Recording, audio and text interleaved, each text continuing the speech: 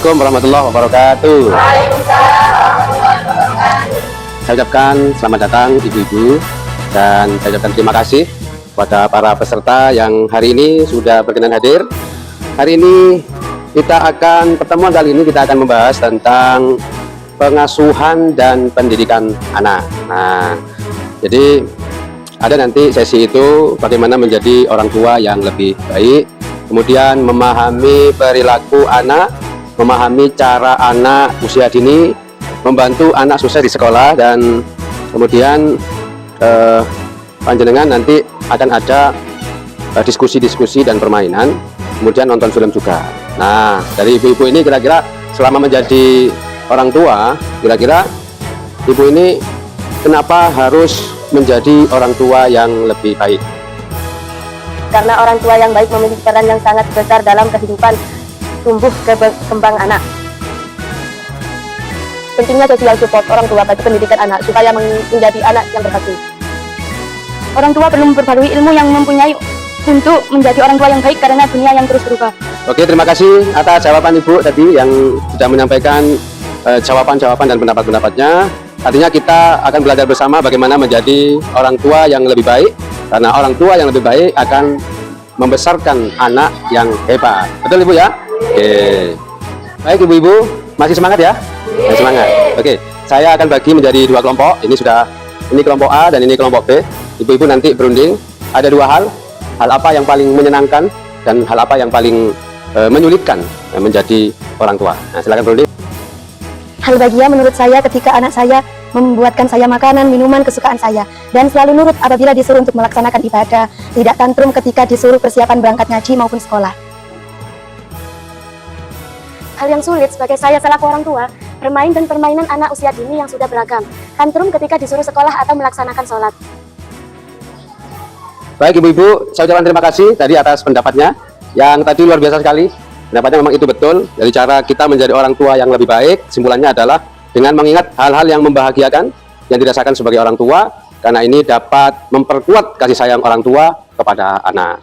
Dan selain itu, dengan berbagi dan berdiskusi mengenai masalah atau tantangan dalam mengasuh anak, sehingga bisa lebih ringan dalam menghadapi masalah yang ada. Oleh karena ibu-ibu jangan lupa ya, materi ini dipraktekkan di rumah, dan ibu untuk pertemuan berikutnya adalah memahami pentingnya menyamakan perkataan dan perbuatan sebagai orang tua.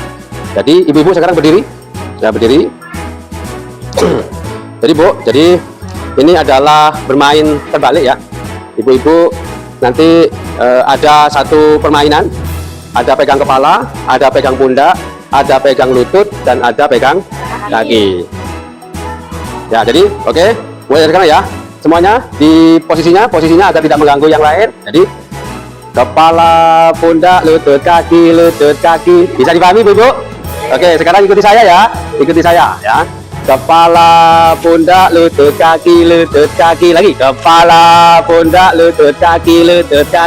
Kepala, pundak, lutut, kaki. Kepala, pundak, lutut, kaki. Oke, terima kasih semuanya. Oke, ibu-ibu. Tadi permainan barusan ini apa yang ibu rasakan? Apa? Kira-kira ibu rasakan apa? Itu gimana kalau ada praktek antara orang tua dan anak itu gimana? Apa pendapatnya ibu? Permainan tadi itu apa yang bisa kita tangkap sebagai orang tua? Apa? Nah, ini betul sekali, tepuk tangan buat Ibu Khalila ya. Betul sekali. Jadi memang ibu itu sebagai orang tua harus sejalan antara perkataan dan perbuatan. Jadi saya ucapkan terima kasih tadi atas jawabannya, dan jangan lupa ibu ya, dipraktekkan di rumah, menjaga seorang orang tua itu menjaga tutur kata dan perilakunya, karena akan dicontoh oleh anak dan selalu bertindak sesuai perkataan. Oke, jadi kita akan belajar cara yang lainnya untuk menjadi orang tua yang lebih baik. Jadi ini saya kasih tugas, ini buku pintarnya, saya kasih tugas.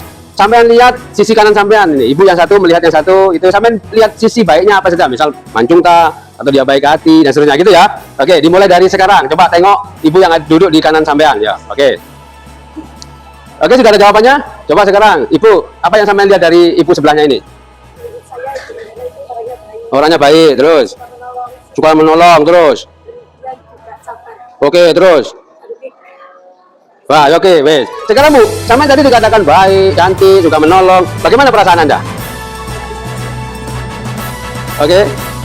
Nah, jadi intinya Bu, ya, senang ya dikatakan begitu ya, senang. Jadi intinya adalah cara yang ketiga menjadi orang tua yang lebih baik adalah selalu berusaha untuk melihat hal baik yang ada dalam diri masing-masing. Kemudian pikiran yang positif terhadap diri sendiri akan menjadi dorongan untuk berperilaku dan bertutur kata dengan baik terhadap anak. Ujian dari orang lain membuat kita merasa baik, positif terhadap diri sendiri dan mendorong untuk berpikir positif, bertutur kata, juga bertindak positif. Oleh karena itu ada buku pintar mengasuh anak bagaimana mengenai cara mengubah dan berpikir mengubah pikir negatif menjadi berpikir positif, dan Ibu nanti itu bisa dibaca masing-masing ya buku pintarnya. Kemudian Ibu nanti jangan lupa yang sudah dibaca tadi dipraktekkan di rumah. Jadi nanti selalu berpikir positif. Masih semangat materinya ya, semangat. Tepuk semangat dulu. Tepuk semangat. Nah, tahu ya, gitu semangat. Tepuk semangat. Refleks. Semangat. Semangat. Oke, sekali lagi ya. Ayo. Tepuk semangat. Semangat. Semangat. Oke, sekarang kita nonton film ya. Ada kalau yang nggak bisa nonton film bisa lihat slip chartnya di situ. Ini kisahnya tentang antara ibu yang bernama Ibu Lili dengan anaknya bernama Agus. Silakan ditonton filmnya. Dan itu slip chartnya, oke?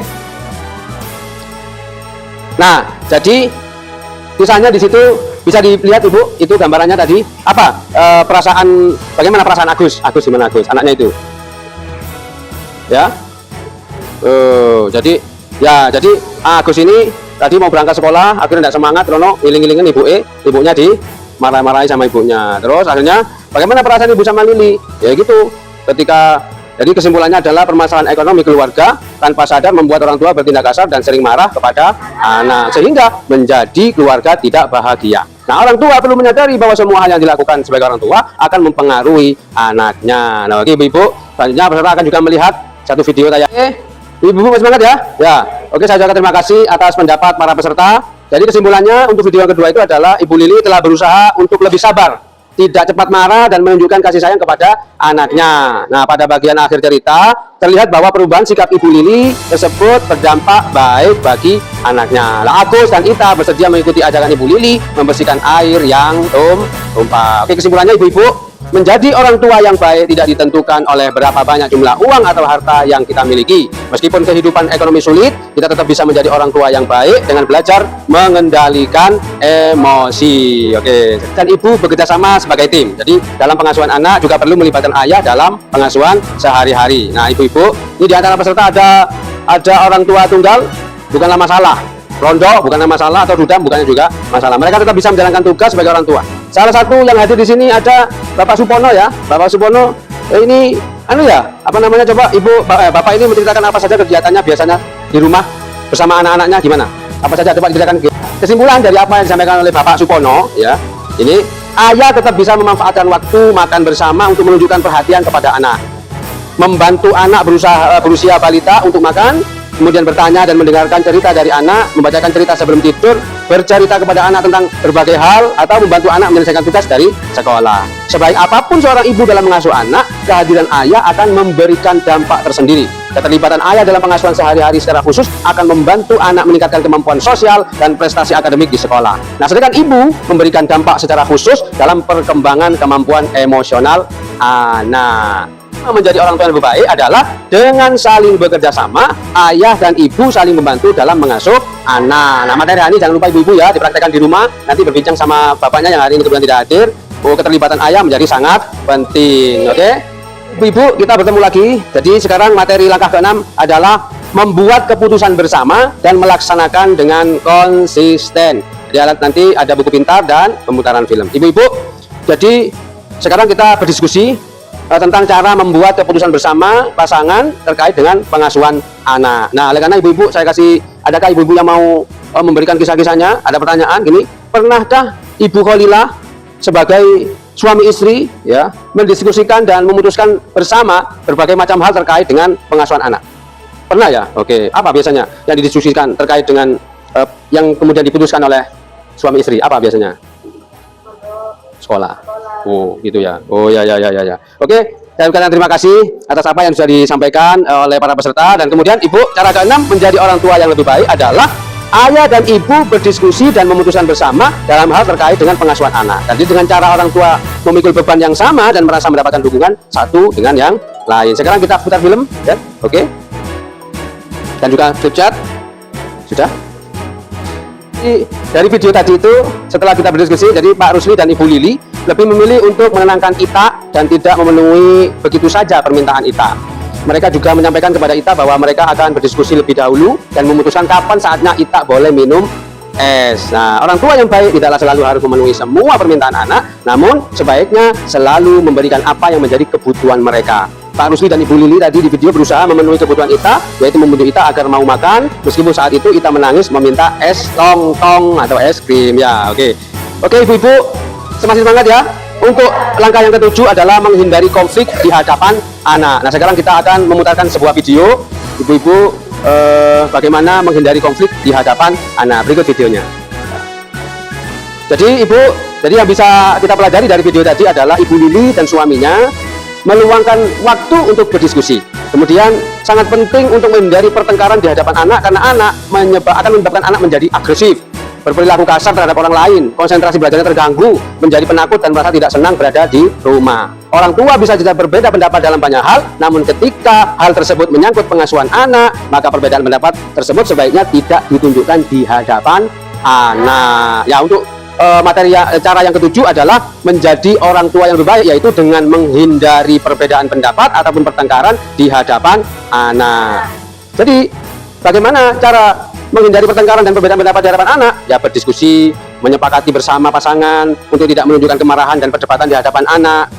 Jika di hadapan pada potensi kemungkinan pertengkaran di hadapan anak, cobalah untuk menenangkan diri dan tidak terpancing emosi dengan cara menarik napas yang panjang, kemudian berhitung di dalam hati, berdoa, meminum segelas air, dan tetap tersenyum. Sampaikan kepada pasangan bahwa Anda akan menanggapi kemarahannya saat sudah lebih tenang dan tidak di hadapan anak. Oke, ibu-ibu, jadi kita akan belajar bagaimana cara menahan amarah. Setuju ya? Oke, ibu-ibu, kira-kira apa yang biasanya ibu-ibu lakukan jika menahan marah? Apa? Ibu Anin, apa kira-kira? Oke, jadi betul bahwa pada kesempatan ini kita akan belajar menahan marah dengan melakukan senam wajah. Semua peserta berdiri, semua peserta berdiri. Ya.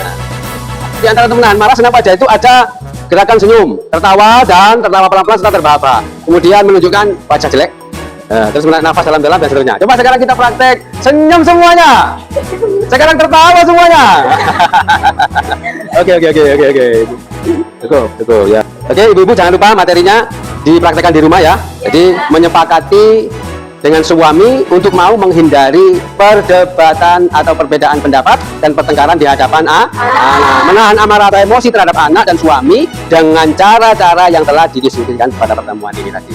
Baik Ibu, sekarang kita penutupan dan minta ketua kelompok Ibu Kholila tadi untuk menyampaikan hal-hal yang penting yang telah kita pelajari hari ini.